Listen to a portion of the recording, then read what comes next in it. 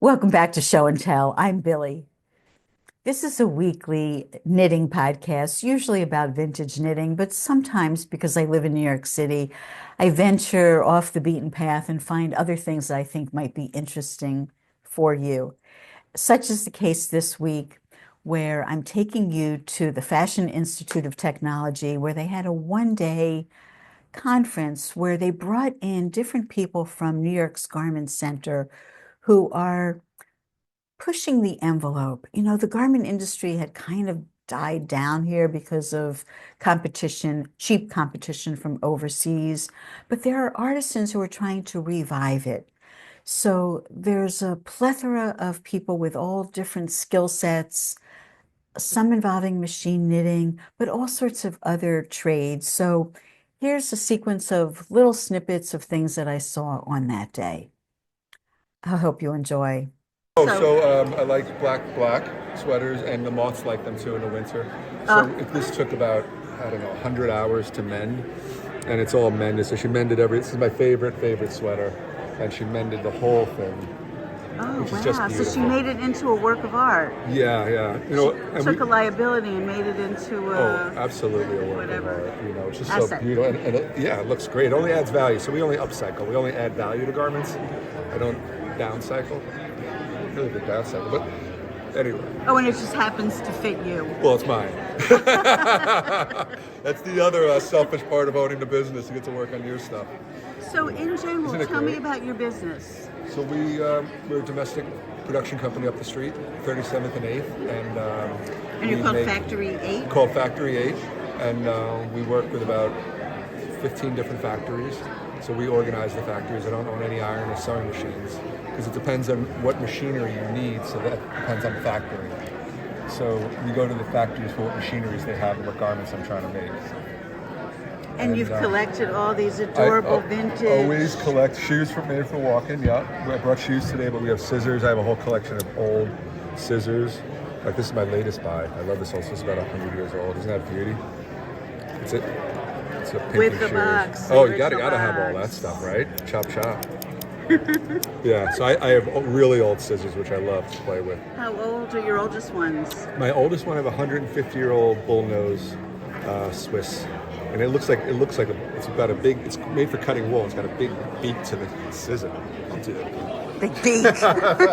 This is a beak. It's a crooked beak. But we do lots of embroidery. This is something we do with the pillows. We do this with scrap fabric from one of my clients for the weather wool. After we make these heavy jackets, we turn these scraps into pillows. So this is like Bernie Sanders' gloves. They took old. This would be a tough segue for you. Oh, you didn't see that? No. Bernie Sanders, She had a glove for the collection? previous inauguration, he was sitting outside. Somebody made him gloves with Oh, old, right. I think old Fair Isle sweaters or something. They cut them up and they made them into big mittens for him that were super warm. Oh, I did see that. When you But they were sitting there. repurposed, so yes, that's yes, your yes. A lady up near in Vermont. that's your But yeah, thing. isn't that pretty? The white on the white. But yeah, we upcycle. We deal with really good fabrics. Even like I was saying, this pillow company we're making for a designer in LA, his fabrics are unbelievably beautiful. And to make it, this bag only takes a few scraps to make, and it's just fantastic. And he's having handmade prints and linens printed, in Holland, and just beautiful plush velvets that are like this thick that he's making. And so I don't let those things go away. That's good. I'm Tanko from Gory Apparel, which is where we do domestic, American, made in New York. Made in New York. Everything's made in New York, Oh, yeah. cool. Absolutely. Yeah, we have a facility on 29th Street, 134 West 29th Street on the ground floor. So the yeah. reason that I wanted to talk to you is I haven't shown the product yet, but I'm a hand knitter, and as a hand knitter, I usually think that the things that we knit can't be easily replicated on machine, or even more complicated things. But look at this. Look at these things. So it's hard without you seeing it in person, but that's my hand you're seeing through there. Talk to me about this one. This in particular. This is pretty much like a job ladle. We use 7 gauge. We different yarn. We program it in this time and here, and then we connected the yarn for another feeder or carrier and put it together. So everything is from the Shimasaki machine.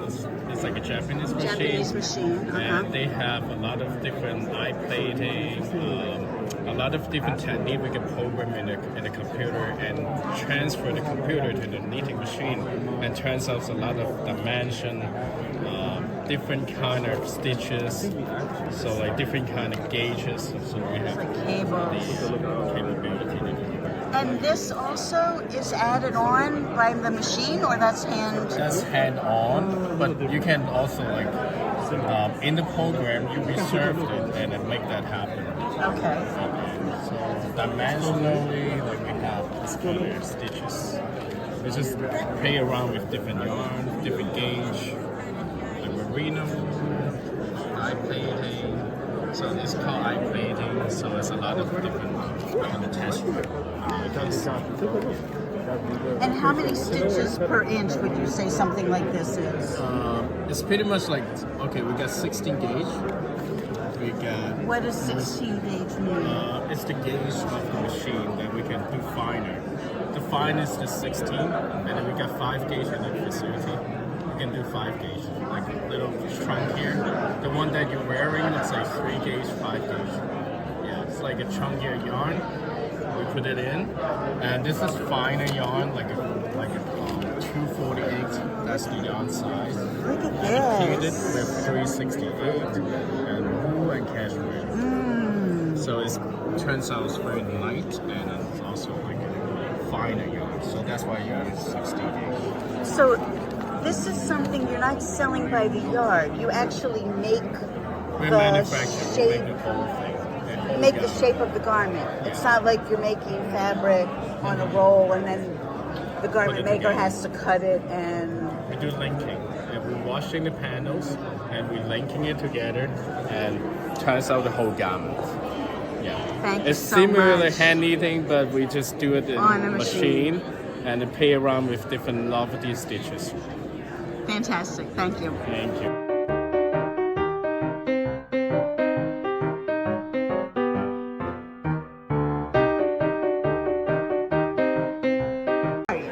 My name is Adam Brandt, and I'm part of a fourth generation family business here Fourth in New York. generation. Fourth generation, called M&S Schmalberg Flowers. 108 years or so? 109. 109 now. I might have said 108. 'cause No, it says 108 in here. that was A year ago. So it was 108. Okay. So, The yes. company was started by my great uncles. That's 2 greats. Cool. Morris and Sam Schmalberg. When they started the company, I read this in a book. There was over 400 feather and flower manufacturers. I think it was in America. Today, I know one feather guy. We're the last flower guys. But most of them were right here in the garment Yeah, center? yeah. So this garment district, I'm 41. So as a kid, I remember it feeling alive. The push carts, the garment racks. Miriam here could tell you even more because she's been around a little longer than me. Today, it feels empty. You know, you see like, what are those tumbleweeds that the garment district? We're the last ones left making flowers by hand. Which In the is- United States. Yeah, and what I mean by that is, yes, there's people that can make a flower, but we are the last legitimate business company paying taxes and with workers and a whole thing that could do production orders. How many employees do you have? 15. Ranging from Miriam here has been with the company longer than I've been alive. To She did not hand knit this sweater, but I told her she could. Miriam is gorgeous. multi-talented. And tell me about these molds. They look like they're very old. So the dyes and the molds are give or take 100 years old. We have a little example here. You could see some fabric that we cut out. You can see the die cut petals. This is die cut only before they were embossed. And then I don't know if it translates through video, but you could see 2 different types of embossing because you could take the same petal and put it in different veiners to create new results. So what's the difference between these two? So this is a dahlia petal that was embossed in a dahlia veiner, and this is a dahlia petal that was embossed in a carnation veiner. So you can see there's a little more of like rough edge to it. Sorry, I dropped Yeah, that. it is hard to see. Yeah, I But don't the know if it- finished thing is going to look completely different, the shape. A little different. I'll do the same color. So here, maybe you see it better on the other side. I think so. Yeah. But People, still very Miriam, subtle. I think you should start making flowers. People are gathering this is around. like fluted on the edge. Oh, Sit there, yes. that's our table, Oh, yes. yes. I'd love to have a demonstration. Yes. Okay, so I'll just film the What I was demonstration. just doing was not the demonstration. She's gonna.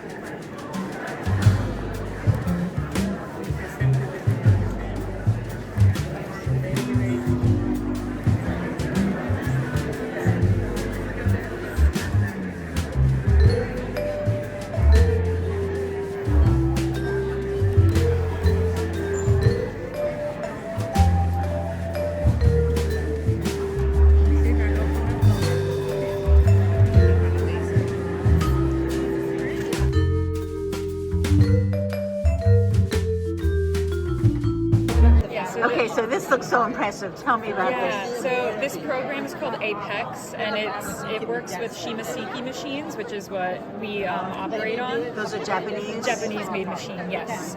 So this is an example of a whole garment program. It shows the main silhouette down here, and then the front structure, and then the back body structure all at once, and it compiles all of that together to make your entire garment. So this machine will knit the sleeves and the body at the same exact time, transferring in the sleeves to the body at the top, and then binding off to create an entire garment that falls off the machine, basically ready to wear. So all you have to do is tie off a little yarn at the end and snip off some yarns at the beginning, and then wash it, and it's ready to go. Inside seams, like, Yeah, it's completely seamless. That's Wow. just how it transfers in. Does this attract people when you unbelievable. Yeah.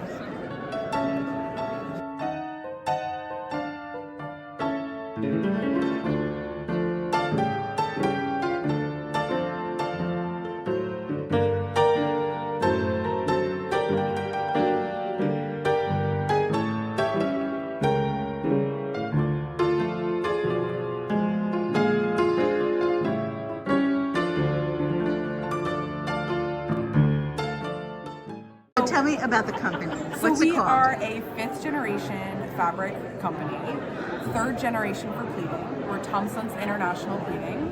International as in we started in Lebanon, and there were 3 brothers, and one brother went to Paris, one brother went to New York, and one brother stayed in Lebanon. So Paris, I've seen on YouTube somewhere a video of some house in Paris that does this pleating. They put it in like a press and they leave it. Yes. So we unfortunately don't have a factory in Paris anymore because the brother unfortunately passed away a couple years ago. So the only 2 factories standing are in New York and in Lebanon. Are these the only ones in the world, like no competition, or I mean, other just companies? for Thompson's, there are other pleating companies in the world Who but- do it. Who do pleating, but I can't speak for their quality as compared to ours. But it's done like It's in done- the old-fashioned Yes. way. So So explain We how you do it. pleating in 3 different ways, either by hand, by use of patterns or molds, or by the machine. So machine pleating, anyone can do. It's, all over China and overseas and whatnot. And that basically is like side pleats, organic pleats, and box pleats. Just easy, constant yardage manufacturing. It's a lot more cost effective. So like this. No, it would be something more like this. It would be machine pleating. So it's just more continuous straight lines. This is side pleating. This is a 1/4 inch. This would give you continuous yardage. You could just do the roll and let it go all day long. Something like this is done in a mold. This is actually the same thing, just different pattern pieces. So a mold is usually made out of cardboard. I can't give any more information because it's proprietary. I've seen it. I have seen it. But yeah, so it's basically 2 layers of cardboard folded to a specific measurement. This is sunburst accordion. I want to say this is 48 pleats. So what we would do is we would lay out the bottom layer of the mold. We'd cut our fabric to a specification. This one is a half circle. We'd place it in the mold, put the top layer on top, collapse the mold, and then cook it in essentially a giant Instapot, which has a mixture of heat, pressure, and steam that will then set the pleats.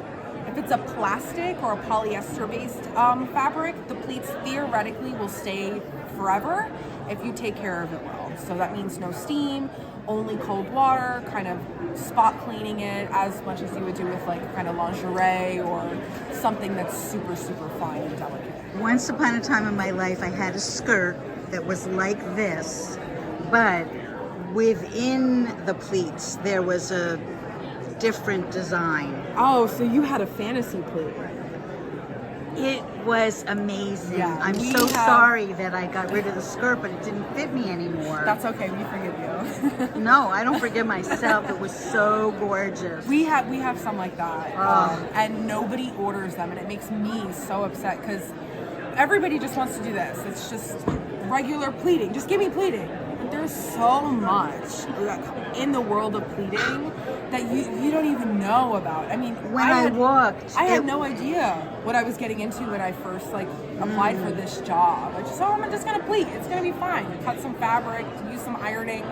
No, like it's a whole different science. And when I walked, it was like the skirt was moving with me Yeah. in multiple directions. It 100%. wasn't just like straight line. And pleating definitely has its own personality. It yeah. definitely like changes the way you look, like even regardless of your body shape. Like, it completely changes you as a person. And it has such an attitude. I wish it was used more. Let's look at some of these other things. So this is another sunburst accordion skirt. So it's a half circle again, and then it was pearl edged at the end. This is a red leather. It was side pleated first, and then it was backed with a fusible, and then it was stitched down to cause these different shapes. And then this one. And then this is another fantasy pleat. This is a chevron, flat chevron we would call this. Other pleaters might call it different things. But it's a silk de peony that then was backed with a fusible in order to keep the shape of the pleats. Is this a solid color fabric and it just reflects the light differently? Yep. That's It's so the cool. weave. The peonies do it all the time. They're notorious for it. Thank you. Of course. So on February 8th from 5 to 9, you can come by the studio. The address is on here. And we're going to be having a little event showcasing the machine and what it can do. We're going to have some looks customized by some designers. Is the machine here? No, the machine is huge, so unfortunately we can't bring it on site. But we're going to be giving away some tote bags with some 3D printed initials and whatnot on it. So definitely come by for that. I wish that everybody could reach through their screen and feel this. It's raised and it's squishy. It's very tactile. And you can produce any pattern? Yeah. But you Like- just send us your artwork and then we can recreate it from that. Very So this is cool. only one color. Suppose if I use two colors, red, blue, and yellow, are you going to change the take out and the So the threads are already here. So how about like washing these, holding that?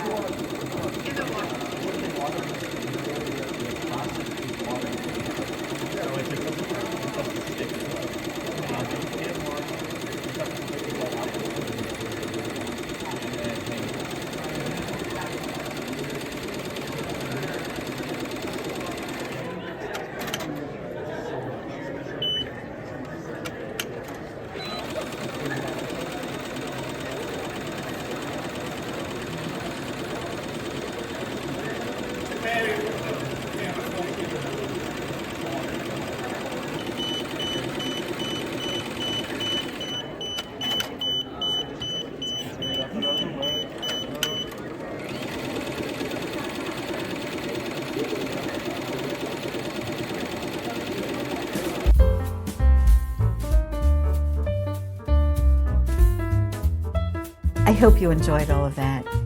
I'll see you next time.